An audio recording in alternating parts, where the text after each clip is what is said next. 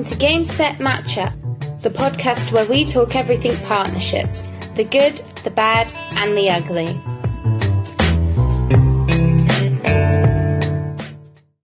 Welcome to Game Set Matchup, the podcast where we discuss all things partnerships. I'm your host, Greg Watts, and please welcome our guest today, James Marriott, Partnerships Manager at Mitto. James, hello and welcome. Hi, Greg. It's great to be here. Thank you so much for having me. Oh, well, thank you for joining us. And I'm pleased that your voice is up to speed now. So perhaps starting with an overview and introduction to yourself, James, can you tell our listeners a little bit more about who you are, your background, your current role, and perhaps a little bit more about Mitto? Yeah, absolutely. So I'm a partnerships manager at Mitto. I've come from a role with various agencies as the growth and partnerships manager, but also previously worked within the education sector, both as a teacher and within a marketing department. What brought me to this role was that there was so much opportunity within the messaging space. I could see that there was a huge potential for a reason why businesses needed to empower the omni-channel experience with messaging so they communicate with their customers and work closer with different technologies. So a company like Mitto that sits within the Gartner Magic Quadrant for messaging, it allowed them to empower the use of communication with large brands, and that's what drove me to this role. So what does Mitto do, really? Mitto is simply put, we make communication happen. It enables SMS chat apps for businesses so that they can reach their customers on their preferred channels. So we all know how much we all love WhatsApp in the UK, for example. We like to see that used far more than an email communication. So your customers feel that they don't just want a call, they want to have the easy access communication on their phones at what's easy for them. So that's what Mitto does, and we've built integrations into various systems to allow for that to be done through direct CRMs for a lot of large businesses. That's wonderful. Thank you. So I've got to ask, and this is kind of off script, as it were, and you're smiling, but I think you'll enjoy answering the question. How did you go from teaching into partnerships? I have to ask that question. Yeah, that's a really good question. It's a very strange answer, to be fair. I was trained in music. So I was a music teacher, and I decided that actually I just wanted a career change. So went into sort of just before COVID, actually took a break, sort of decided to do the IT, sitting at home, teaching myself new technologies, building relationships, and actually therefore did that in, learned that technology, built loads of relationships over COVID. We all love Zoom, as we can see. So therefore, I then went into school marketing thinking, similar pathway, and started building relationships within the school for other businesses to be working with us. So I was like, great, this is partnerships. And then realized that actually I wanted to go to an agency and do this on a much bigger scale. And then this opportunity with Mitto sort of came into the space, and I was like, this is even bigger and better. So I was like, right, let's go with the career path and move into a bigger, just permanently driving on the partnership side. But had you seen COVID happening coming before you decided to make the career change, or was that just because? No, wow. No. I left teaching in the December. Wow. And 2019. Wow. And I had no idea what was coming. I just wanted a change. I actually, in between my break, I took a month and went off sailing. So I completely had a career break. And then I was like, oh yes, I actually probably do need to COVID was happening. I needed a job. So I started doing all the tech side of things. And then COVID happened and it was like, okay, right, learn it all myself. That's really incredible. I think that's such a wonderful, obviously we're going to talk more about partnerships, but that's such a wonderful example where the pandemic, which feels so long, well, it was quite a long time ago now, nearly half a decade, but it's a wonderful example where somebody, you obviously in this case, actually, it prompted the career change before, but it kind of forced or accelerated perhaps you actually taking those moves that perhaps you might have otherwise taken a little bit longer. Exactly that. It would have been a longer process. I don't think I would have gone into this straight away if it hadn't have been for having time away from everything. Okay, I'm at home, can't go out, can't do anything. Yeah. Let's start thinking about what I actually want to do, which is brilliant. Isn't it amazing when things that come that we're not expecting, in this case, a global pandemic, which force us to rethink our lives, basically, because we were, at home with our own thoughts. I mean, you'd already had the thought about changing careers, but it really did expedite, so much. And so actually, there's so much to be grateful for.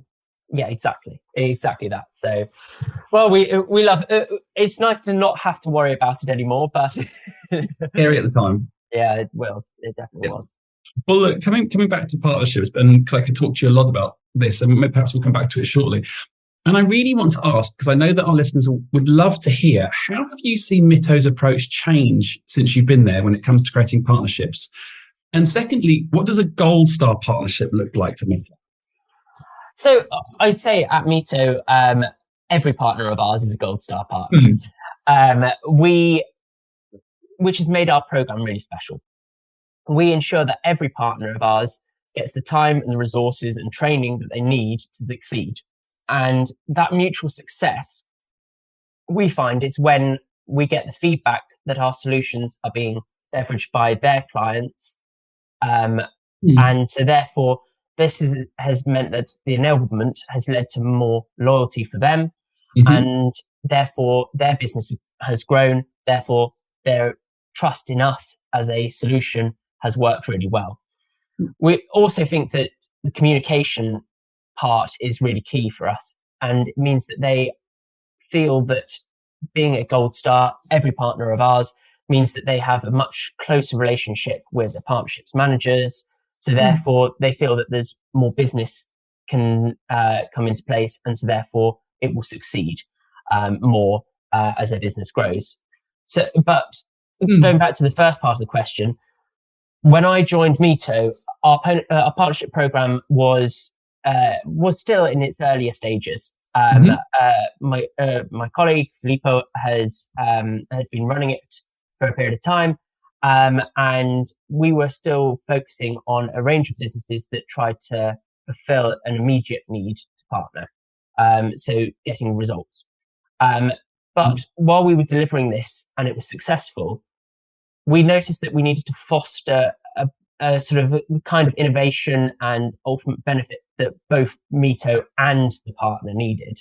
So we developed and continued to grow, but we changed our understanding so that we needed a more powerful, mutual beneficial partnership that could be achieved. So then it moved our strategy towards building a value-based partnership instead. So we now focus on creating alliances that aren't just transactional, but they're also transformational. We look to form partnerships that align with our long-term vision for the business and that will stand the test of time. We see that including not just our partners' business goals, but also we look to see what their culture is, their values, their vision for the future, so that our goal partners that we're seeing they feel that there's a mutual respect, that we understand what they're looking for, and that we can provide as Mitto the expertise, the resources, the technology to bring all of this together and to achieve it together.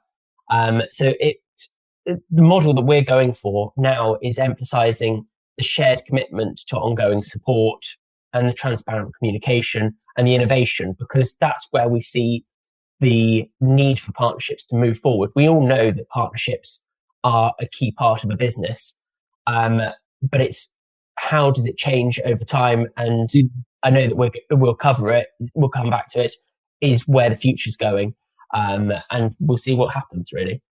No, there's a couple of points in there which really resonated with me. First of all, you take the approach which I advocate with any partnership, which is from the very beginning, from the outset, you ensure that your goals are aligned with the partner, which kind of, for me is kind of like partnerships 101, as opposed to something, and you used the word again, which kind of is like sends almost a shiver up my spine, which is transactional, which is transactional for me is a sale, and a sale is transactional, which is one way. It's one time, not often just one time, but it's transactional, whereas a partnership is truly two-way, built on trust, commitment, shared goals, shared values, as you mentioned, culturally, sharing that culture as well, that cultural alignment.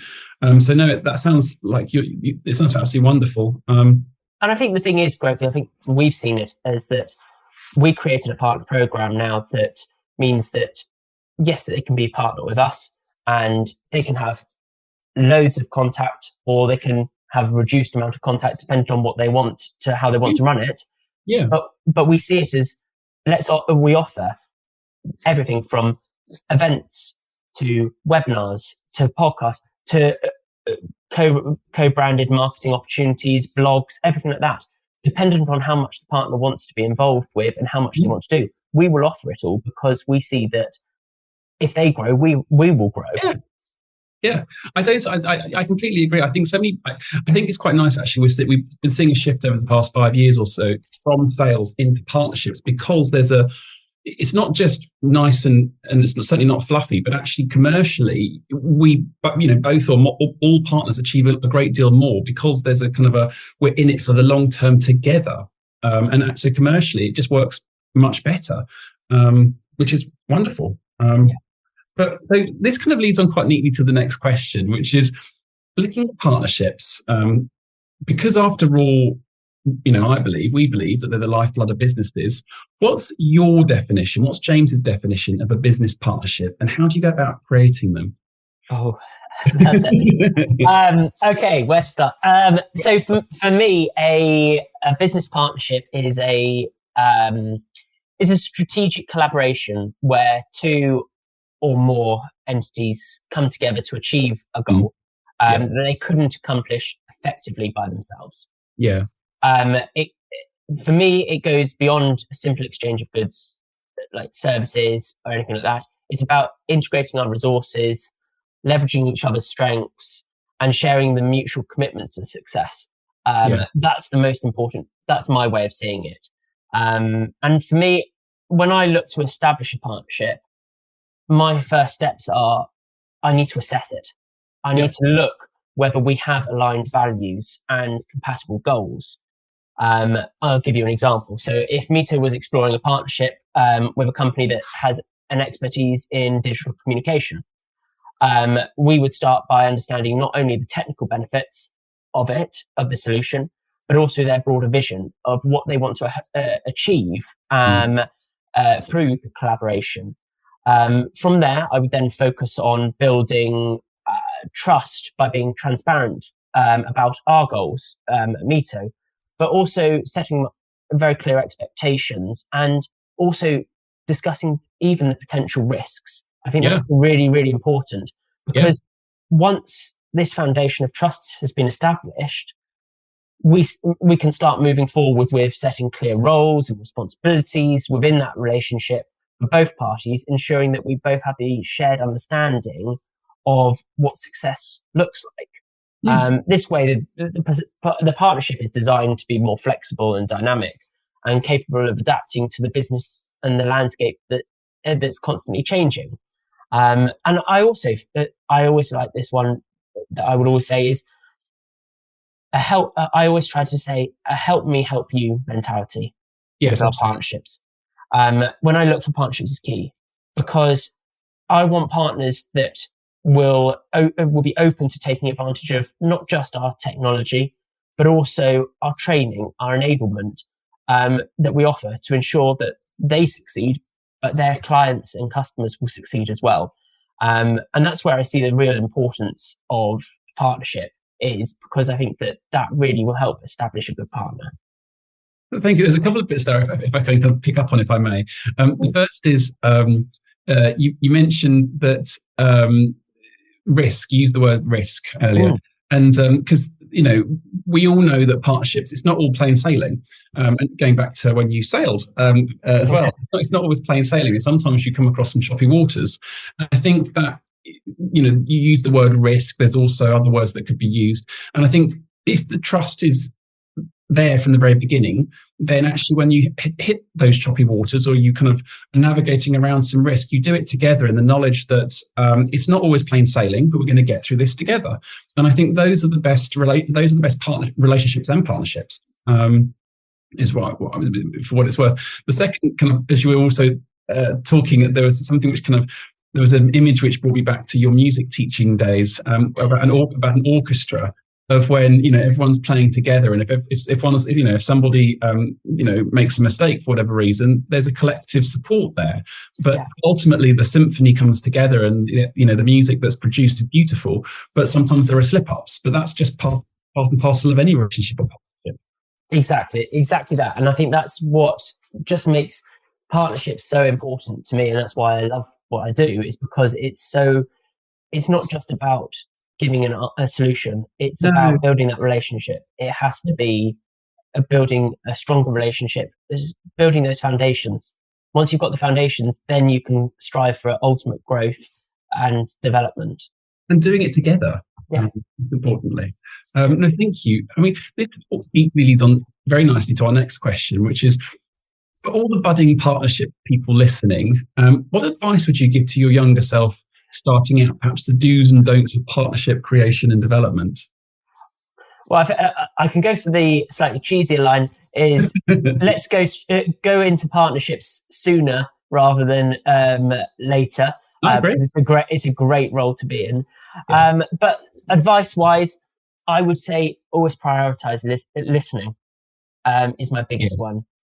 When starting out, you can always focus on a sales pitch and pitching your vision and goals, but then you miss the critical insights that you get from the other parties, and that's what you need to listen to first. And you need to understand their side for their motivation, their needs, their concerns, because actually in the long run, it's going to save you a lot of time, because you're not going to have to go back and go round in circles trying to get those answers if you didn't listen properly. I love a note taker that I will always add to my calls now, because actually I think it's a great way of, in case I missed something, I can just go back through the transcript.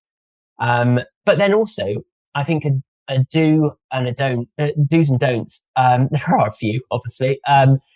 Do's wise, I would say it's always be transparent with your customers and your potential partners.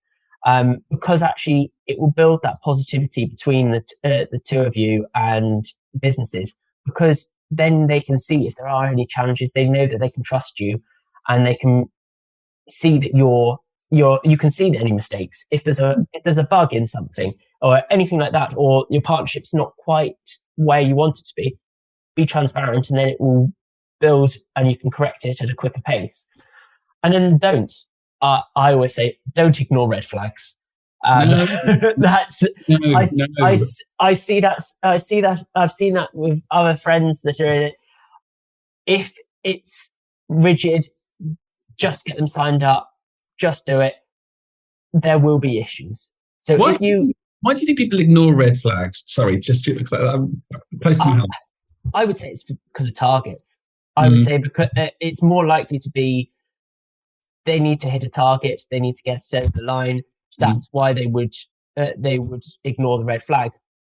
I think that if you ignore the red flag, you're going to open yourself up for more issues, and you're going to end up with more conversations with these partners that have got an issue, and then you're going to be bringing in more people that actually, is it worth that time? You need to find the partners that want to work with you, that you feel that you can trust. And not all partnerships are one size fits all. You've got to have, every partnership is unique. It's nothing, you can't have a partnership just straight out the box. Everything has to be tailored to what that partner needs. And you've got to change that approach to have specific needs and goals for each partner, because otherwise they won't see the benefit of your partnership. I think that's so on it for so many reasons. I think with the first piece that you mentioned around listening, it's so interesting how when people approach partnerships in that first discovery call, so I find what we do is we facilitate the first discovery call, that quite often with these discovery calls, well, we encourage all of our members to listen first of all. So rather than go in with this is what we do, which is still good, it's maybe starting off with, we'd love to learn more about you and your goals and what you do. But it's interesting how so many businesses still start off with, it's not always necessarily a sales pitch, but they start off with us, and that's obviously important to a degree, but they don't spend enough time, sufficient time, understanding and asking questions and truly actively listening about the other business, the other person, the other group. Which, how can you form a strong relationship or partnership with if you don't know what, if you're not truly listening to what they want, what they care about, what they don't care about, what they like, what has worked, what hasn't worked? Yeah, exactly that. You need to see what they're doing first. Yeah. Because otherwise, if they turn around and say, actually, we're looking for a completely different type of partnership, then you're going to go, well, hang on, that's a red flag. Then it all ties in together. Yeah, I guess what we're getting to is if you actively listen and ask the right questions from the very beginning, that's going to hopefully reduce any red flags, or certainly minimize them, because you would have ironed stuff out and aligned, from the beginning based on shared values, as you said from the start. Quite straightforward partnerships, really, isn't it? Approach it in the right way. It's quite straightforward. But so, I think 2 more questions, if I may. So, having created partnerships, thank you. Having created partnerships for a big chunk of your career, what are your top tips when it comes to creating high-performing teams and winning cultures? That's it. I like that question. One of the most important aspects of creating a high-performing team is to foster the sense of shared purpose and ownership. When team members feel that they are contributing to something bigger than themselves, they tend to be more engaged and motivated. Yeah. So I see it that to cultivate this, I think we make a point to celebrate both individuals and team successes, no matter how small. Recognizing them, recognition goes a long way, doesn't it? And therefore, you're reinforcing that positive culture and reminding people of the impact that they're having within the business.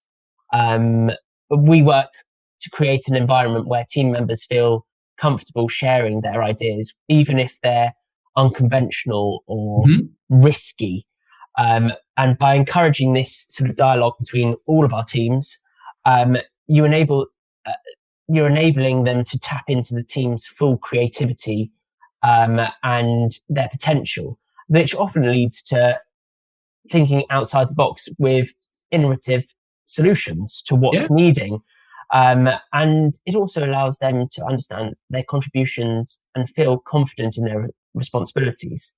And then also by empowering the team to make these decisions independently, that really allows them to feel that they are part of the business, they have a say in the business, and they're also then building the resilience and confidence that they need for a longer term success. If I may, because it's really interesting, because hearing you talk, I can see there's so many, I can see how you started your career teaching. And that's a very big compliment, because I think those are the things that you would instill in your students and your pupils, is giving them the confidence. I'm not suggesting teaching. I'm not for a moment suggesting approaching partnerships by becoming teacher / pupil, not at all. But actually just simply empowering people and saying, I really want to hear what you think. And then recognizing contributions, and recognition, if you agree, isn't necessarily about giving a bottle of champagne here and there. It's just simply, thank you very much for your idea. That's really great. Just simply, just simply a few words just to recognize it. Exactly that. I think we have regular catch-ups in teams, and it's what's been the achievements this week. It's talking about it's the small things. It makes a big difference. It does. It really, really, really does. Well, to round us off, one last question, and I absolutely love this, James. Thank you so much. What does the future hold for businesses, in your opinion, when it comes to creating partnerships with each other? And what, if anything, will you and Mitto be doing differently? If anything, you might be doing more of the same. Well, looking ahead, I think that the landscape of partnerships is going to evolve significantly. I think that we're already seeing a shift towards more integrated, tech-driven collaborations, and I expect that trend to continue in the future. But I think future partnerships will likely focus on co-innovation, where companies can come together not just to exchange services, but to create entirely new solutions to what they're looking for. I think this is also, I think it's particularly relevant within the tech industry, in Mitto's case, because we see that there's a rapid pace of change, meaning that the businesses must stay agile and adaptive. And so therefore, by working closely with the partners, you have to have the complementary skills or technologies between the two to drive your bring new products and solutions to market at a much quicker and faster pace. And for us at Mitto, we're exploring this future-oriented approach by building partnerships with companies that prioritize digital transformation, data integrations, customer experience innovations, because as technology and customer expectation continues to evolve, Mitto aims to work with partners who are ready to adapt and grow together. We see that we're already recognizing that today's consumers expect companies to be more proactive and communicate where the customer needs. So therefore, in the future, we see that a business is moving away from a competition towards a more collaborative approach. So how do you see the future of collaboration and partnerships driving transformation? Yeah, so I think we're seeing at Mitto that there is a real need to prioritize digital transformation, integration, and customer experience innovation, because as technology and customers' expectation continues to evolve, that businesses need to target partners that are ready to adapt and grow together. Yeah. We see that today's consumers expect companies to be more proactive, more engaging, communicate where the customer needs them to. That's the power of an omni-channel messaging app. That's how we've done it. But we see that businesses moving away from competition and towards a collaboration to address their broader challenges, from environmental sustainability to digital accessibility. Businesses are connecting with customers through integrated solutions more, that each tool must talk to one another. So at Mitto, we're making sure that our technology is compatible with any of our partners.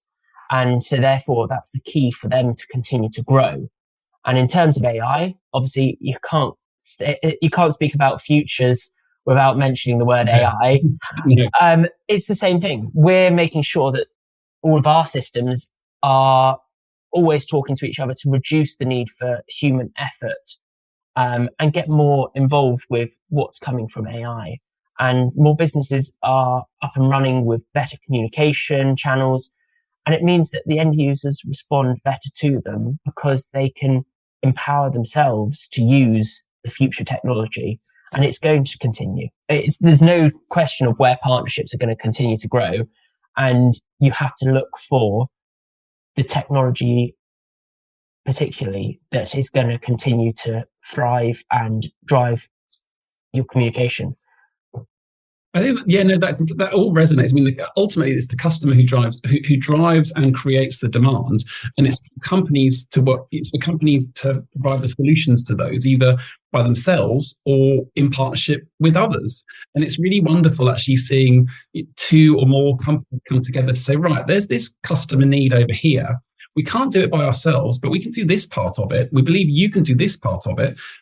Would you like to, maybe we can explore this together? And it's wonderful seeing more of that exploration, which ultimately leads to satisfying the end customer demand.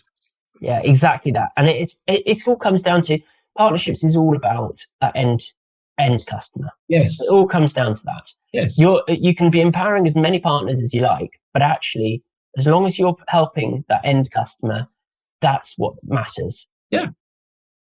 Well, look, that is a wonderful piece to leave us on. James, I must say, it's been such a delight talking to you from teaching through to sailing, through to navigating all sorts of choppy waters. Thank you so much for joining us on Game Set Match Up. Hope you've enjoyed it and look forward to helping you perhaps create some new partnerships in the future. Thank you so much, Greg. It's been great fun. Oh, absolute pleasure. Thanks for joining this week's Game Set Matchup. Tune in to hear more about the need to knows and the do's and don'ts when it comes to creating successful business partnerships.